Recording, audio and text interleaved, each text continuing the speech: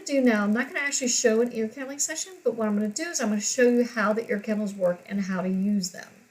There is a video that is available to you that's very beautiful, done by my friends, that shows how to use ear candles one-on-one.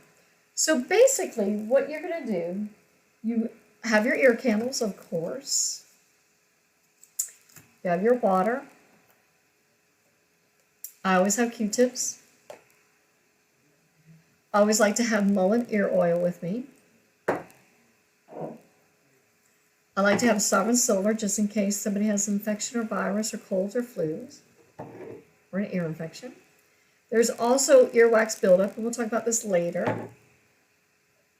Of course, you need your lighter. It's always good to use a little paper plate or you have little safety circles.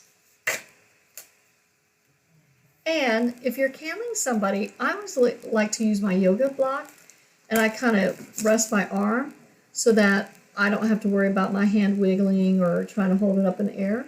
So this is really just one of those nifty little tricks. But for right now, so what you do is you light the ear candle and allow it to come to full combustion. So what does that mean? That means that you do not want to, you want to put it in when it's only halfway. You want to put it in when it's fully around the whole end of the ear candle. So we're getting there. So I want you to see, a lot of people kind of get alarmed. Now, most of the time you won't see this, but once the flame is completely around the ear candle, it is going to start sending warm, compressed air down out through the bottom of the canal. Now, see, there you go. Now, see, if this was your ear, you wouldn't even see it because the candle would be in your ear. Once the flame is, well, I can't hold it tight enough. Once the flame is completely around in about a minute, then spiral vortex will start. This smoke dissipates as the flame covers the whole ear candle. While ear candling, the body now has the opportunity to shift from the autonomic nervous system. So I'm going to keep talking, and we're just going to watch this candle burn itself down. So, and once the flame is completely around the candle and no longer over the whole of the candle, the smoke stops. And you see that the flame gets very stable, and if I don't move and wiggle. And this is when the spiral vortex pattern starts. We believe that the energy of the vortex stimulates the reflexology points, which allows chi energy to flow along the meridian pathways, opening the chakras and encouraging the body to heal itself. So how do the ear candles actually work? So when the ear candle is in your ear, you actually will hear, some people says it sounds like a fireplace or a campfire, and some people think it sounds like a big seashell on the ear. And so that's the kind of sound that you'll see. Now, part of that is very relaxing. Think about listening to the ocean, the seashell, or think about sitting around a campfire or a fireplace. Just the sounds themselves are extremely relaxing. Now, another thing I want to address is that when the flame, this hasn't burned all the way down, but when it is all the way down, it's very important for you to extinguish your candle in water. You don't want to blow it out. So we're just going to set that aside because those are just the basics. So you're going to hold that candle for about 10 to 12 minutes. And while you're holding it, you just are quiet or meditative. You're just allowing the sound and the sensation to take you into a deep state of relaxation.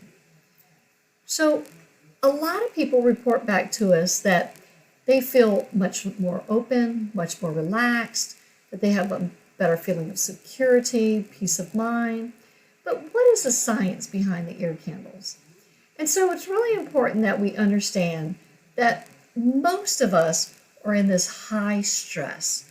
We're like, go, go, go all day long, high stress. You know, our sympathetic state is in action. We're in fight or flight. You know, we're alert. We just got worry and stress. And so with that first ear candle, what we have found is that you kind of shift to an alpha state. And in that alpha state, you start becoming really relaxed, lucid, calm. you begin to actually start not thinking. After your second or third ear candle, and yes, that would be in a row, you really fall into that theta state. And that's where you really get that deep relaxation, also that meditative state. And in that state is where the body can really begin to heal itself. And this is really this magic behind it. As you know, in our parasympathetic state, it is our most natural resting state. It is our most natural way of well-being. And when we reside in this state, we are able to heal ourselves. When we reside in the sympathetic state, fight or flight, stress, tension, it's really difficult to heal ourselves. So we call this relaxed wakefulness. And we actually have a study from Dr. Schellenberg from Germany that showed that everybody shifted from that state of stressed to a very relaxed state with just one ear candle.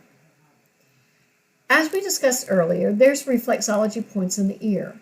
And so you have these reflexology points in the ear, and there's about 80 reflexology points in all. And so we have found that even stimulating the ear while candling, or just allowing the candle and the vortex and to stimulate the reflexology points, it's a very powerful center area. We kind of neglect this. We all go in and get massages, but we forget that there's all these reflexology points. There's all these meridian pathways that are flowing up and down our bodies. I believe 8 out of the 12 end and start in the head area. And then, of course, we have our 3 chakra centers.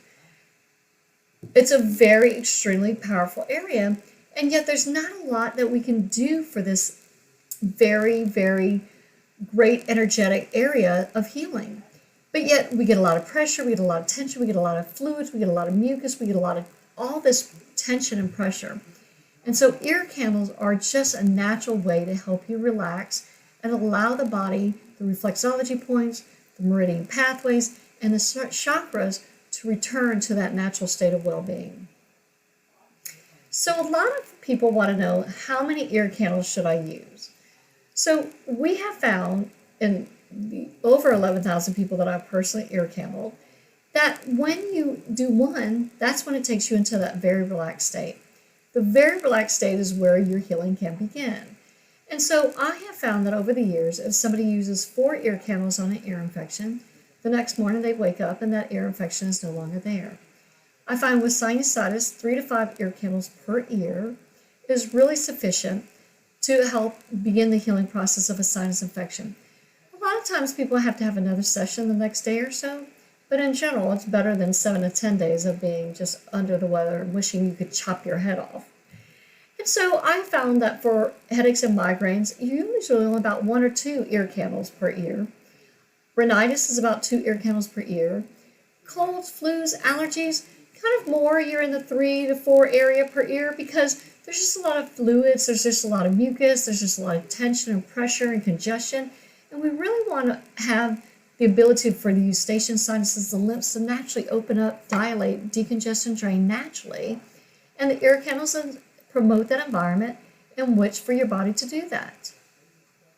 Now, I know I said earlier in my introduction that ear candles don't remove wax from the ear.